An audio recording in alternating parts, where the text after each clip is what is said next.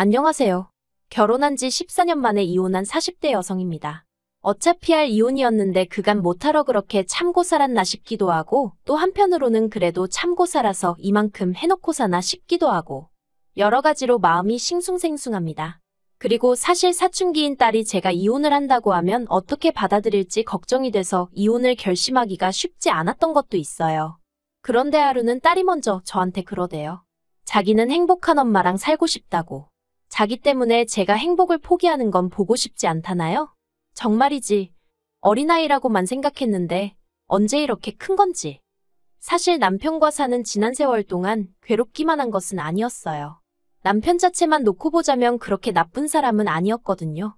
어디 드라마나에나 나올 법한 완벽한 남편은 아니었어도 성실하게 회사 다니면서 월급 따박따박 가져다주고 딸한테는 자상한 아버지였고. 그런데 문제는 무슨 일이건 간에 어머님하고만 얽히면 한 번을 제 편을 들어주는 일이 없기도 했고 결국 그 일로 매번 부부싸움을 하게 되더란 거죠. 그리고 정말이지 결혼 전에는 어머님 때문에 이렇게 마음고생을 하며 살게 될 줄은 몰랐어요. 어디서부터 이야기를 해야 하나 싶은데 일단 남편하고는 지인의 소개로 만났거든요. 만났을 당시 남편은 담배를 피던 사람이었는데 제가 흡연자는 싫다고 하니까 한 달도 안 걸려서 담배를 딱 끊더라고요. 그리고 그런 결단력에 제가 점수를 후하게 줬던 게 사실이에요. 게다가 그뿐만이 아니라 당시 한 직장을 10년 가까이 다니고 있었는데 그때는 그것도 제 눈에는 좋아 보였습니다. 제 얼굴에 침 뱉기 같지만 저희 친정아버지는 성실하지 않은 분이셨거든요. 한 직장에서 6개월 이상 계시질 못했고 툭하면 이런저런 핑계로 집을 몇 달씩 비우기도 하셨고요. 그래서 저는 나중에 결혼할 때 다른 건 몰라도 꼭 성실하고 책임감 있는 사람을 만나고 싶었는데 저희 남편이 딱 그런 사람으로 보였던 거죠. 결혼할 때 양가에서 특별히 받은 건 없었어요. 이미 그 당시에도 어머님은 남편과 아주버님으로부터 매달 얼마씩 받아서 생활을 이어나가셨을 만큼 경제적 사정이 좋지 않았거든요. 그런데 남편이 말하길 원래부터 그렇게 남편 집이 어려운 것은 아니었답니다. 아버님이 살아계실 때만 하더라도 그래도 먹고 싶은 거 있음 사 먹고 배우고 싶은 거 있음 배우고 할 정도의 여유는 있었다고요. 그런데 남편 나이 17, 아주버님 나이 24세 아버님이 돌아가셨고 이후로 어머님이 돈 관리를 하면서 소위 지방 경제가 파탄이 났다는 게 남편의 말이었어요. 이걸 어떻게 설명해야 하나 싶은데 이제 아버님이 돌아가시고 나니 아주버님 딴에는 자기가 가장 노릇을 해야겠다 싶었던 모양이에요. 그래서 어머님을 설득해 자기 앞으로 식당을 차려달라고 했다대요.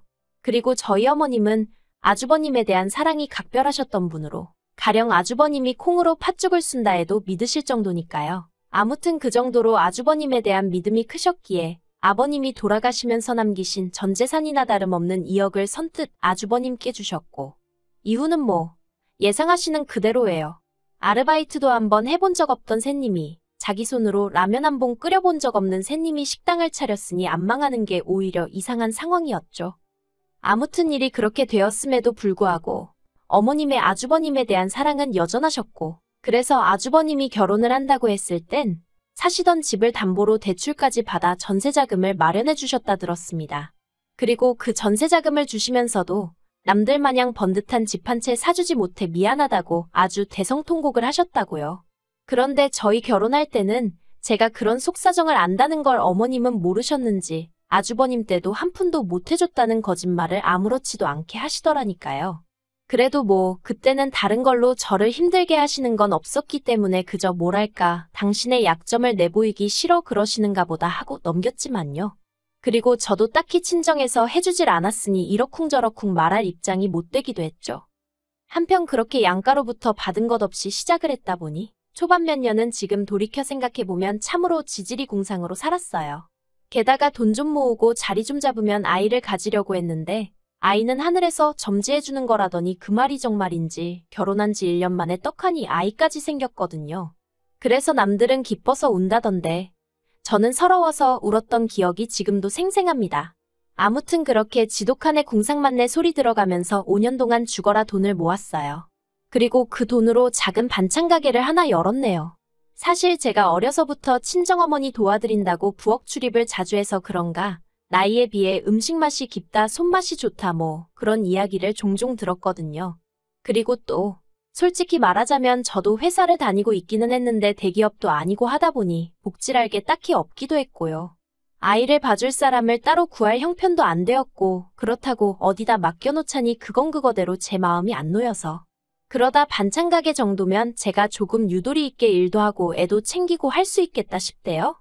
아마 그때는 그래도 지금보다 젊기도 했으니 나름대로 패기도 있었죠. 그래서 장사를 시작했는데 솔직히 처음 6개월은 내가 미쳤구나, 제정신이 아니었구나, 내가 왜 이랬지. 농담이 아니라 매일 밤 베개가 눈물로 젖을 만큼 후회하고 또 후회했습니다. 손님들에게 좋은 인상을 남기고 싶어서 좋은 재료로 정성을 다해 만든 반찬들이 결국 팔리지 않아 버리게 될 때면 거짓말 좀 보태서 가슴이 찢어지는 것 같았다니까요. 하지만 사람이 죽으라는 법은 없다더니 그렇게 한 세 달쯤 지나갈 때였어요. 제가 자세히 말할 수는 없지만 어떤 단체에서 도시락 주문이 들어왔습니다. 그리고 드시는 분들이 다들 어르신들이라고 하더라고요. 그래서 메뉴도 메뉴지만 맛이 나간에 있어서 평소보다 좀 더 세심하게 신경을 써드렸거든요. 그랬더니 제 정성이 전달이 된 건지 평이 너무 좋게 나왔어요. 그리고 알고 보니 그 도시락을 주문한 단체 대표 아들이 무슨 방송국 요리 채널 PD라대요. 그래서 그게 연이다 얼떨결에 요리 방송에 제가 나가게 되었고 그렇게 홍보가 되어서 갑자기 가게가 잘 되어가기 시작했죠. 그런데 가게가 잘 되니까 남편은 둘째치고 어머님이 관심을 보이셨어요. 어머님이 당신도 나와서 가게를 도울 테니 용돈 준다 생각하고 얼마씩 월급을 주면 안 되겠냐 하셨거든요. 그러면서 덧붙이시기를 당신이 나와 있는 동안에는 제가 집에 가서 애도 챙기고 하면 좋지 않겠냐고요. 사실 제 신조가 주인이 나와 있지 않은 가게는 망한다였거든요. 그래서 가게를 시작할 때는 유도리 있게 가게와 집으로 가며 장사를 하려고 했지만 이내 마음을 고쳐먹고 아이는 아이대로 어린이집을 보냈고 저는 가게 일에만 온 신경을 기울였었답니다. 그런데 그러다 보니까 장사라는 게 노력한 만큼 돈이 되다 보니 저도 모르게 가게 문을 점점 늦게까지 열어놓게 되고 그러니까 아이가 혼자 있게 되는 시간이 길어졌죠. 그래서 저도 나름대로 고쳐야지 방법을 찾아야지 생각하던 차였는데 어머님이 먼저 당신이 가게를 봐줄 테니 저는 집에 가서 애를 챙겨라. 솔직히 구미가 당기는 제안이긴 했어요. 특히 남도 아니고 어머님이니 믿고 맡겨도 되겠지 싶었거든요. 그런데 결론부터 이야기하자면 어머님께 반찬 가게를 맡긴 건 제 인생 최대 실수 중 하나라고 해도 과언이 아니었습니다. 사실 전에도 시댁을 드나들 때마다 어머님이 깔끔한 성격이 아니신 건 알고 있었어요. 냉장고에서 상한 음식이 나오는 경우가 허다했고 냉동실에는 언제 붙어 있었는지도 알기 어려울 만큼 정말 꽁꽁 얼어붙은 5만 가지 식재료들이 들어있었으니까요. 하지만 그럼에도 불구하고 제 반찬 가게는 제가 매일같이 쓸고 닦고 재고 파악하고 그랬으니 솔직히 어머님이 망쳐놓을래야 망쳐놓을 수 없을 거라 생각했거든요. 그런데 어머님의 위생 개념은 제가 예상한 그 이상이었습니다. 어머님이 가게에 나오기 시작하신 지 2주째 되던 날이었어요. 그날은 아이가 어린이집에서 소풍을 갔었기에 저도 굳이 집에 갈 이유가 없었고 그래서 어머님과 같이 가게에 있었거든요. 그런데 점심 손님들이 빠져나가고 나자 어머님이 하수구청소용 고무장갑을 끼고선 제가 재워둔 갈비 양념통을 휘휘 휘저으시는 게 아니겠어요? 그걸 본 제가 너무 놀라서 어머님더러 지금 뭐 하시는 거냐 했습니다. 그랬더니 보면 모르냐 양념을 섞어줘야 음식 맛이 나는 거다 하시대요. 그래서 그게 아니라 어머님 지금 왜 그 장갑을 끼고 그러시냐고 그거 청소할 때 쓰는 건 거 아시지 않냐고 그리고 그때 저도 모르게 언성이 좀 높아졌나 봐요. 어머님이 저더러 왜 소리를 지르고 난리냐면서 그리고는 청소할 때 썼으니까 다 씻겨나가서 더 깨끗하다는 말도 안 되는 소리를 하시는 거예요. 정말이지 어머님의 억지에 화가 정말 머리끝까지 나서 도저히 표정 관리가 안 되대요. 그래서 그냥 재워둔 갈비 어머님 앞에서 보란듯이 쓰레기통에 부어버렸어요. 그랬더니 그 일로 이제 난리가 났습니다. 제가 아니라 오히려 어머님이 저희 남편에게 전화를 걸어서는 네 마누라 때문에 화병 날 것 같다며 당장 가게로 오라고 하셔가지고 그리고 영문도 모르고 가게에 도착한 남편이 주방을 들여다보고는 저더러 이게 다 무슨 일이냐고 묻대요. 그래서 어머님이 어떻게 하셨는지 얘기하니 기껏 남편이 한다는 말이 그래도 그렇지 어머님 무한하게 이렇게 했어야 했냐면서 저더러 싸가지가 없다는 거예요. 사실 그전에도 어머님과 부딪힐 때면 남편이 저더러 늘 참아라 참아라 하긴 했었어요. 평생을 저 성격으로 살아오신 어머님을 제가 어떻게 이기냐면서 말이죠. 하지만 그날만큼은 도무지 그대로 넘어갈 수가 없겠더군요. 그래서 남편더러 여기가 그냥 우리 집도 아니고 내 가게라고 하루에 얼마나 많은 손님들이 내 음식을 먹는 줄 아냐고. 이러다 막말로 손님들 탈이라도 나면 그땐 누가 어떻게 책임을 지겠냐고. 정말 미친 듯이 소리를 질렀어요. 그랬더니 어머님 하시는 말씀이 당신이 음식에 독을 넣은 것도 아닌데 난리라고. 그리고 네가 귀하게 컸으면 얼마나 귀하게 컸다고 깔끔을 떠냐며 빈정거리시대요. 그래서 결국 제가 어머님더러 너는 제 가게에 나오지 마시라 했고 어머님은 네가 뭔데 내 아들 돈으로 차린 가게에 나더러 나와라 마라 하느냐며 또다시 언성을 높이셨습니다. 그리고 저는 남편더러 그러면 이 가게 어머님이랑 당신이랑 둘이서 해라. 난 손 떼겠다 했어요. 그랬더니 남편도 그건 또 자신이 없었겠죠 당연히. 그리고 제가 가게에서 벌어가는 수입이 남편 월급의 배가 넘었거든요. 다행이라고 해야 할지 남편이 그 정도 계산은 빠릿빠릿하게 머릿속에서 돌아갔나 보대요. 어머님 떨어 이 사람 말대로 하시라고 가게에는 그만 나오시라고 했으니까요. 그래서 결국 남편도 어머님하고 대판 싸우고 그 길로 저는 시댁의 발길을 완전히 끊었죠. 그리고 시댁의 발길을 끊은 지 어영 9년입니다. 처음에는 그래도 딸하고 어머님 영까지 끊어놓는 건 아닌 것 같아서 남편이 시댁에 갈 때마다 따라가게 했는데 언젠가 딸이 그러더라고요. 할머니는 자기를 별로 안 좋아한다고. 그래서 남편한테 이게 다 무슨 소리냐니까 자기 어머니 모르냐면서 형님 내는 게다가 아들이잖아. 그러니 그쪽에 좀 더 신경 쓰시더라 하는 거예요. 아니 그러면 아빠가 돼서는 그걸 가만히 보고만 있었냐니까 그렇다고 안 데려가 하는데 어찌나 짜증도 나고 답답하던지. 그래서 딸도 안 보내기 시작했어요. 그런데 더 화가 나는 건 왜 저희 딸을 안 보내느냐고 어머님이 묻지도 않으셨다는 거죠. 그리고는 괘씸해서 그러신 건지 저희 딸 초등학교 입학할 때도 애 생일 때도 심지어 남편이 어머님께 대놓고 손녀가 수학경시대회에서 금상을 받았다고 얘기를 했다는데도 돈 10,000원도 안 챙겨주시대요? 솔직히 돈 10,000원이 없어서가 아니라 그 정도로 손녀에 대한 애정이 없으시단 걸 알게 되니까 저는 저대로 어머님한테 더 마음이 떴고요. 그런데 올해 초 남편이 어머님이 저를 찾으신답니다. 어머님뿐만 아니라 형님도 그렇게 저를 찾으신대요.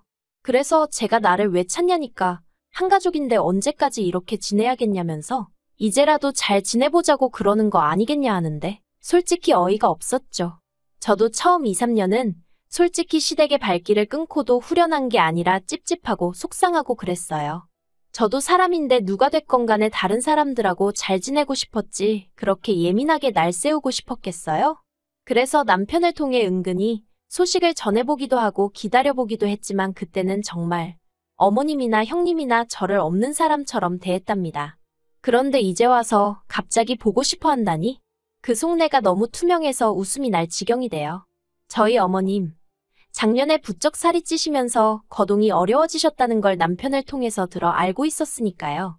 그래서 제가 남편더러 됐다고 그러라고 난 안 보고 싶다고 했습니다.